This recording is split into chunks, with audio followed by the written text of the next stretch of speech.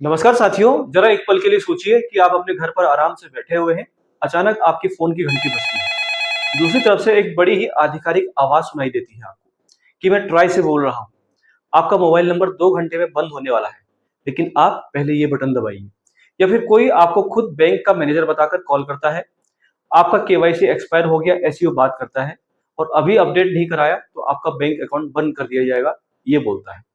कभी कोई police officer बन जाता है, कभी सीबीआई ऑफिसर, कभी बिजली विभाग का कर्मचारी, कभी फाइनेंशियल एडवाइजर, और कभी आपका दूर का रिश्तेदार। आज भारत डिजिटल बन चुका है, लेकिन इसके साथ ही हम एक ऐसे दौर में प्रवेश कर चुके हैं जिसे लोग अब मजाक में नहीं बल्कि गंभीरता से स्कैम युग कहने लगे हैं। लगभग हर दिन किसी न किसी पर्सन को फर्जी कॉल आती है, किसी के बैंक अकाउंट से पैसे गायब हो जाते हैं, किसी को डिजिटल अरेस्ट कर दिया जाता है और उसको डराया जाता है, किसी को नकली निवेश योजना में फंसाया जाता है। और सबसे बड़ी बात ये कि स्कैमर्स लगातार अपनी तकनीक भी बदल रहे हैं। वे एसएमएस नहीं भेजते बल्कि व्हाट्सएप पर कनेक्ट करते हैं, फर्जी एपीके फाइल भेजते हैं, फर्जी वेबसाइट के लिंक भेजते हैं, वीडियो कॉल करते हैं, और अब तो एआई की मदद से किसी की भी आवाज निकाल कर वो आपसे बात करने लगे हैं। लेकिन दोस्तों, सबसे बड़ी बात यह है कि सरकार ने आम नागरिकों को इस लड़ाई का हिस्सा बना दिया है, और इसी उद्देश्य से शुरू किया गया है संचार साथी ऐप। आज के इस वीडियो में हम जानेंगे कि संचार साथी ऐप आखिर है क्या, इसे भारत सरकार ने क्यों लॉन्च किया है, चक्षु फीचर क्या है इसके अंदर, इसके जरिए आप किसी फर्जी कॉल, एसएमएस, व्हाट्सएप मैसेज या संदिग्ध लिंक की शिकायत घर बैठे कैसे कर सकेंगे। अगर साथियों आपके साथ अभी तक कोई फ्रॉड नहीं हुआ है, लेकिन कोई आपको लगातार ठगने की कोशिश कर रहा है, तो आपको क्या करना चाहिए। अगर आपके पैसे पहले ही निकल चुके हैं, तो संचार साथी पर शिकायत करने की बजाय आपको तुरंत कौन सा नंबर डायल करना चाहिए। कैसे आप पता लगा सकते हैं कि आपके नाम पर कोई अनजान पर्सन फर्जी सिम इस्तेमाल तो नहीं कर रहा। चोरी या खोए हुए मोबाइल फोन को घर बैठे कैसे ब्लॉक और उसके बाद अनब्लॉक कैसे किया जा सकता है। संचार साथी ऐप आपकी प्राइवेसी को लेकर कितना सुरक्षित है, और किन बातों का ध्यान इसमें आपको रखना है।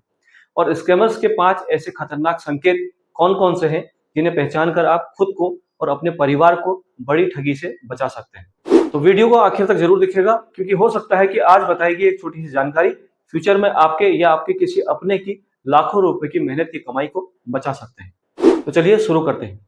संचार साथी भारत सरकार के दूरसंचार विभाग यानी डिपार्टमेंट ऑफ टेलीकम्युनिकेशन की एक नागरिक केंद्रित पहल है, जिसका उद्देश्य मोबाइल यूजर्स को सुरक्षित बनाना, जागरूक करना और साइबर फ्रॉड को रोकने में उसकी भागीदारी सुनिश्चित करना है। अब सवाल उठता है साथियों कि आखिर ये ऐप क्या कर सकता है। क्या ये केवल एक सरकारी ऐप है? क्या इससे सचमुच फायदा होगा? क्या हमारी प्राइवेसी सुरक्षित है? और सबसे अहम सवाल, अगर आज आपको कोई फर्जी कॉल आती है, तो क्या आप उसकी शिकायत सीधे सरकार तक पहुंचा सकते हैं? और इसका जवाब है हाँ। इसके लिए संचार साथी ऐप में एक बेहद इंपॉर्टेंट सुविधा दी गई है साथियों, जिसका नाम है चक्षु। चक्षु का अर्थ होता है आंख, और यहाँ इसका मतलब ऐसी सतर्क आंख है जो धोखेबाजों पर नजर रख सकती है। मान लीजिए आज आपको एक कॉल आती है। कॉल करने वाला कहता है कि आपका सिम आज बंद हो जाएगा, या कहता है आपके खिलाफ पुलिस में कंप्लेन दर्ज है, या बैंक ऑफिसर बनकर ओटीपी मांगता है। आप घबरा जाते हैं, लेकिन अगर आपने पैसे नहीं गंवाए हैं और केवल स्पैम कॉल आई हुई है, तो आप तुरंत चक्षु का यूज कर सकते हैं साथियों। संचार साथी ऐप को यूज करने के लिए सबसे पहले आपको अपने मोबाइल में संचार साथी ऐप को इंस्टॉल करना पड़ेगा। फिर ऐप खोलिए और अपने मोबाइल नंबर से उसे वेरीफाई कीजिए। होम स्क्रीन पर आपको रिपोर्ट सस्पेक्टेड फ्रॉड कम्युनिकेशन यानी कि चक्षु का ऑप्शन दिखाई देगा। उस पर क्लिक कीजिए। इसके बाद सिस्टम आपसे पूछेगा कि आपके साथ किस तरह की फ्रॉड करने की कोशिश की गई। क्या वो कॉल थी, या एसएमएस था, या व्हाट्सएप मैसेज था, या कोई लिंक था। मान लीजिए वो कॉल थी। आप कॉल ऑप्शन चुनेंगे। इसके बाद सस्पिशियस मोबाइल नंबर वहां पर एंटर करेंगे। कई मामलों में नंबर सीधे कॉल लॉग करके भी चुना जा सकता है। अब आपको कॉल की तारीख और समय भरना होगा। फिर पूछा जाएगा कि फ्रॉड किस प्रकार का था, जैसे KYC fraud, bank fraud, financial fraud, सरकारी ऑफिसर बनकर धमकी देना, डिजिटल अरेस्ट, फ्रॉड बिजली बिल, सिम बंद होने की धमकी, फर्जी नौकरी या किसी भी तरीके का फ्रॉड। अब इस छोटे से बॉक्स में आपको अपने साथ हुए पूरे इंसिडेंट को लिखना है। उदाहरण के तौर पर आप लिख सकते हैं कि मुझे सुबह 11 बजे कॉल आई थी। उस पर्सन ने खुद को ट्राई ऑफिसर बताया। उसने कहा मेरा नंबर बंद हो जाएगा। उसने मेरी पर्सनल डिटेल मांगी, मैंने जानकारी नहीं दी और कॉल डिस्कनेक्ट कर दी। इसके बाद रिपोर्ट को सबमिट कर दीजिए। आपकी इंफॉर्मेशन दूरसंचार विभाग तक पहुंच जाएगी। लेकिन यहाँ एक और इम्पोर्टेंट बात समझिए साथियों, कई लोग सोचते हैं कि चक्स पर शिकायत करते ही पुलिस में एफआईआर दर्ज हो जाएगी, लेकिन ऐसा नहीं है।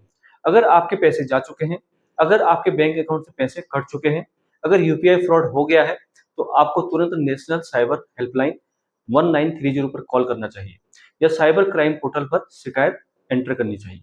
चक्सु मुख्य रूप से सस्पिशियस संचार की रिपोर्टिंग के लिए है, ताकि अधिकारियों को समय रहते ऐसे नंबरों की पहचान करने में मदद मिल सके। दोस्तों, यही नागरिक भागीदारी की ताकत भी है। जब हजारों लोग एक ही नंबर की शिकायत करते हैं, तो विभाग उसकी जांच करता है, सस्पिशियस कनेक्शन का दोबारा वेरिफिकेशन कराया जाता है, और अगर गड़बड़ी पाई जाती है तो नंबर को बंद किया जाता है। नागरिकों की रिपोर्टिंग और तकनीकी विश्लेषण के आधार पर लाखों मोबाइल कनेक्शन बंद किए जा चुके हैं और बड़ी मात्रा में संभावित वित्तीय नुकसान को रोका गया है। अब आइए संचार साथी से जुड़े दूसरे बड़े फायदे को समझते हैं। मान लीजिए आपके नाम पर किसी ने फर्जी सिम ले रखा है और आपको इसकी जानकारी भी नहीं है। ऐसे में ऐप की हेल्प से आप अपने नाम पर जारी मोबाइल कनेक्शन की जानकारी देख सकते हैं। अगर कोई अनऑथराइज्ड नंबर दिखाई देता है तो आप उस पर रिपोर्ट यानी कि कार्रवाई भी कर सकते हैं। तीसरा फायदा है खोए हुए मोबाइल की सुरक्षा। अगर आपका फोन चोरी हो जाए तो IMEI नंबर के थ्रू उसे ब्लॉक कराया जा सकता है। ब्लॉक होने के बाद चोर के लिए उसका यूज करना मुश्किल हो जाता है, और अगर बाद में फोन मिल जाता है तो उसे आप अनलॉक भी करा सकते हैं। चौथा फायदा है जागरूकता यानी कि अवेयरनेस। ऐप समय समय पर नागरिकों को साइबर सुरक्षा से जुड़े संदेश और सावधानियां भी बताता रहता है। लेकिन साथियों, किसी भी टेक्निक के साथ कुछ सवाल भी आते हैं। कुछ लोगों ने ऐप की प्राइवेसी को लेकर चिंता जताई है। सरकार की ओर से ये क्लियर किया गया है कि ऐप का पर्पज साइबर सुरक्षा को मजबूत करना है और यूजर्स अपनी सहमति के आधार पर परमिशन देते हैं। इसलिए किसी भी ऐप को इंस्टॉल करने से पहले उसकी परमिशन डिटेल जरूर पढ़ें। अब मैं आपको 5 ऐसे इंडिकेशन बताता हूं जिनसे आप तुरंत समझ सकते हैं कि कॉल फ्रॉड हो सकती है। पहला इंडिकेशन है, कॉलर आपको डराता है। दूसरा है, तुरंत निर्णय लेने का दबाव बनाता है। तीसरा, आपसे ओटीपी मांगता है। चौथा, स्क्रीन शेयरिंग ऐप डाउनलोड करने के लिए कहता है। और पांचवा, सरकारी अधिकारी बनकर पर्सनल डिटेल मांगता है। याद रखिए, कोई भी बैंक आपसे ओटीपी नहीं मांगता है। ट्राई पर्सनल कॉल करके नंबर बंद करने की धमकी नहीं देता है। पुलिस वीडियो कॉल पर अरेस्ट नहीं करती है और सरकारी अधिकारी व्हाट्सएप पर डॉक्यूमेंट नहीं मांगते हैं। आज के समय में सबसे बड़ी सुरक्षा टेक्निक नहीं बल्कि जागरूकता है। अगर हर नागरिक एक संदिग्ध कॉल की रिपोर्ट करना शुरू कर दे तो हजारों लोगों को ठगी से बचाया जा सकता है। आपकी एक छोटी सी रिपोर्ट किसी सीनियर सिटीजन की जीवन भर की जमा पूंजी बचा सकती है, और किसी स्टूडेंट की फीस भी बचा सकती है, और किसी परिवार की मेहनत की कमाई को भी बचा सकती है। इसलिए अगली बार कोई संदिग्ध कॉल आए तो डरिए मत, घबराइए मत, पैसे मत भेजिए, ओटीपी मत बताइए, लिंक को मत खोलिए, और सबसे इंपॉर्टेंट बात, उस नंबर को संचार साथी के चक्षु फीचर से रिपोर्ट जरूर कीजिए, क्योंकि साइबर अपराधियों के खिलाफ सबसे बड़ा हथियार केवल सरकार नहीं बल्कि जागरूक नागरिक भी है। साथियों, अगर आप चाहते हैं कि भारत डिजिटल रूप से मजबूत होने के साथ साथ सुरक्षित भी बने, तो इस वीडियो को ज्यादा से ज्यादा लोगों तक शेयर कीजिए। शायद आपका एक छोटा सा शेयर, एक रिपोर्ट, एक जागरूकता भरी बातचीत किसी को लाखों रुपए के नुकसान से बचा सके।